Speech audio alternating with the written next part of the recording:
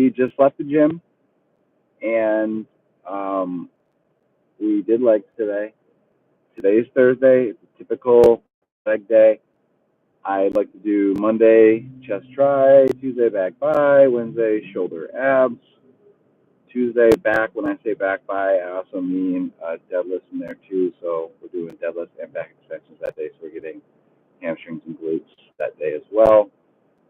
Thursday is my big leg day. That's when we mainly do squats.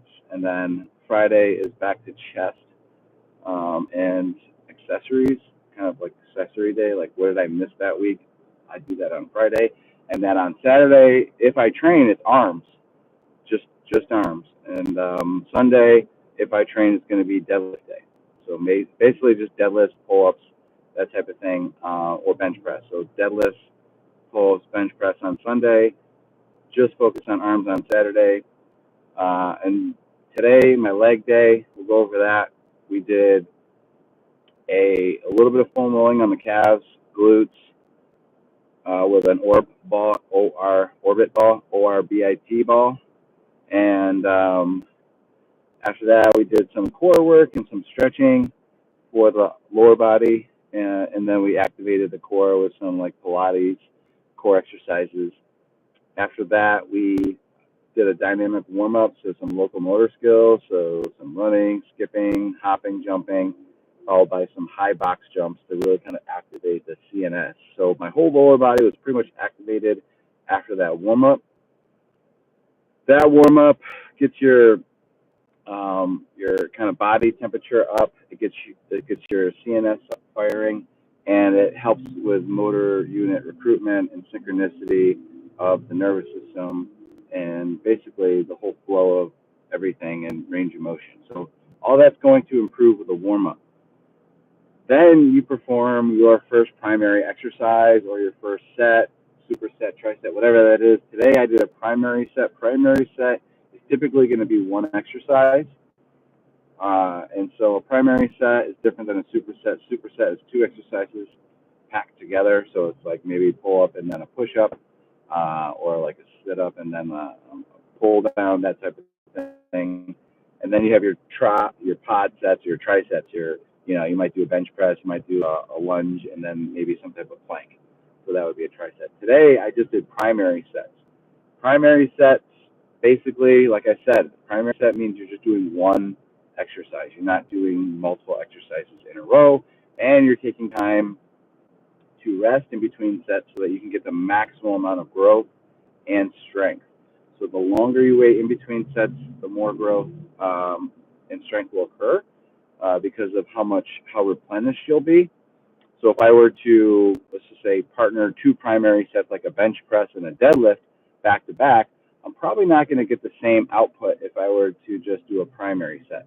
Now, there might be some studies that show that advanced lifters can get dual outcomes with doing a superset, or maybe there is no difference. But I think most people will agree that they're going to recover better, and they're going to be able to push that primary set a little bit harder if they do one exercise at a time. So when I prioritize, or when I have a priority set or a primary set, I don't superset or triset other exercises with it. I try not to do too much stretching in between sets. If anything, I like to shake out the muscles, walk around, and then if it is a stretch, it's maybe opposite body group, or maybe upper body instead of a lower body if I'm training legs. So let's go over today's leg day. Today, like I said, we did a dynamic warm-up. First exercise was a back squat. That was the priority exercise of the day, the quads. Okay, so the quads are the biggest muscle group in the body.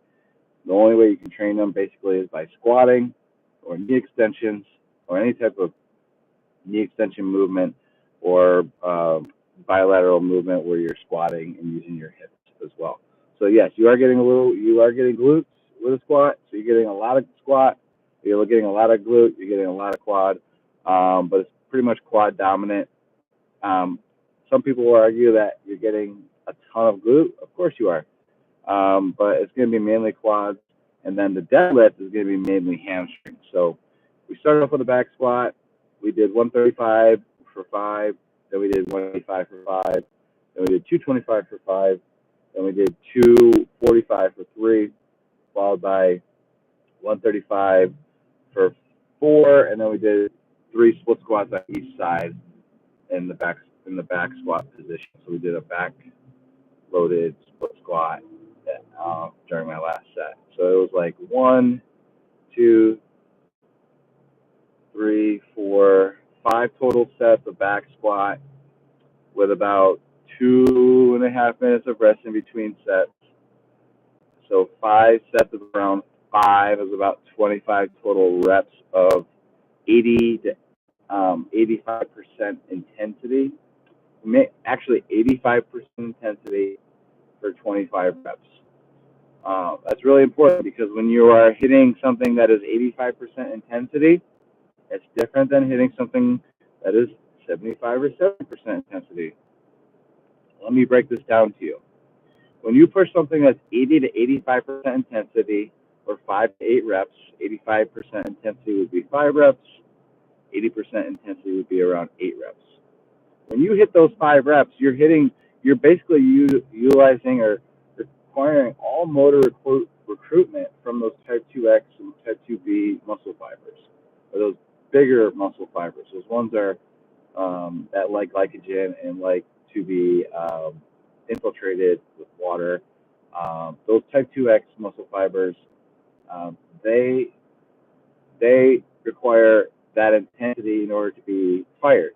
Now, if you're training at 70 to 75% intensity, you're not going to hit that motor recruitment until the 7th, 8th, 9th, and 10th rep, maybe just the last 3 or 4 reps.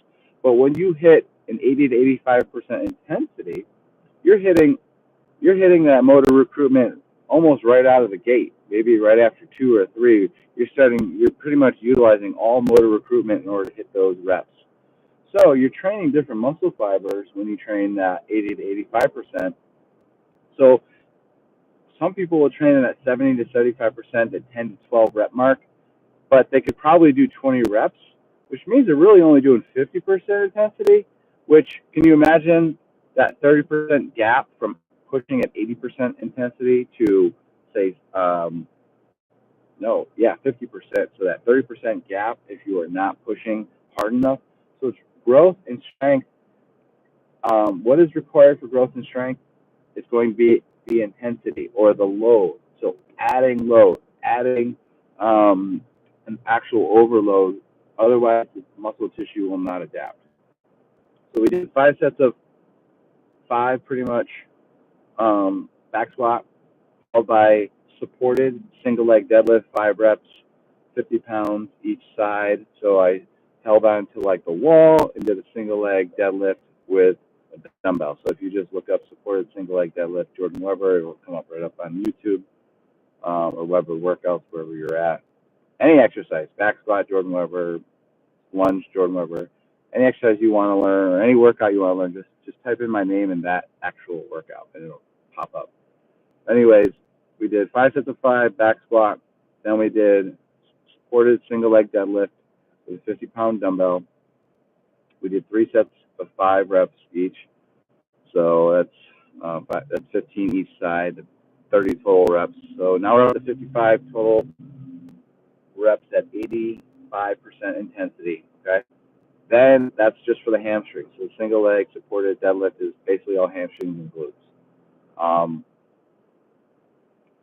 After that, we did 2 sets of lunges with 50-pound dumbbells in each hand and 5 on each side, 2 sets. So that's another 20 reps of that 85% intensity. So we're at, 25 plus 30, 55, 65, 75 total reps here. Then we did, after the supported single leg deadlift and the lunges, we performed leg extensions, 4 sets of 6 reps, and then we did 4 sets of hamstring curls for 6 reps, prone hamstring curl. So seated leg extension, prone hamstring curl. The seated leg extension we did 220 pounds, and then the prone leg curl we did around 120 pounds. So we did 4 sets of those each, and like I said, six, so 20, another 25 each, another 50 there. So we're over 120 total reps at like 85% intensity.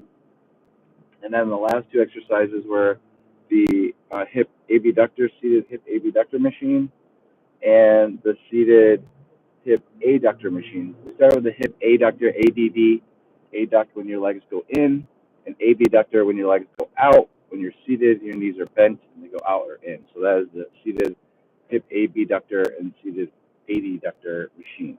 Okay. With that being said,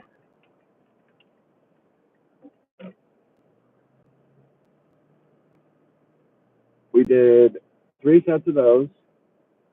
I think we did a little bit less weight. Once you're in your final sets of your last exercises, it's hard to keep that 80 to 85% intensity. So that's when you kind of naturally go down to that 80, 75, maybe even 70% intensity. But we never go underneath 70% intensity for the entire workout. So if we start with 70%, we don't go underneath 70%. If we start at 85, 90%, we don't go below 70%. Unless we are doing our cool down or warm up. Cool downs and warm ups are obviously going to be 65% or lower.